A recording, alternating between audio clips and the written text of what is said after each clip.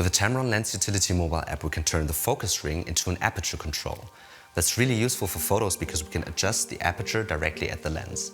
But it's also very useful for videos because we can adjust the exposure in a recording. And that helps us to bring in creative video effects.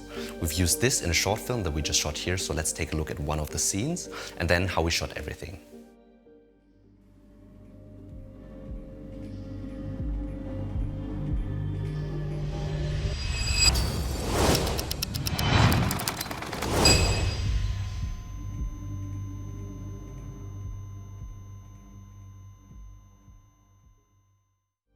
To change the function of the focus ring, we first need to connect the lens to a smartphone with a cable.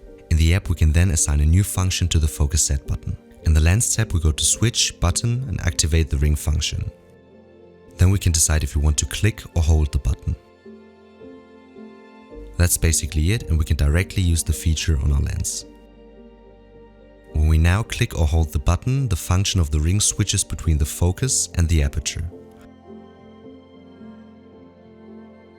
If we click or hold it again, the function will also change back again. Now let's take a look at how we can use this in our short film.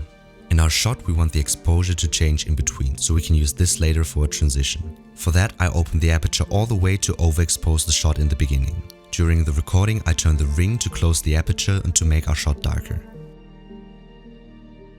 In the end, I open the aperture so that our shot gets brighter again. This is how the shot looks without editing.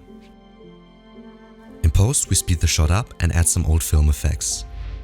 We use the same effect on a video with a clock and a clockwork. Then we have all the scenes that we need for our short film.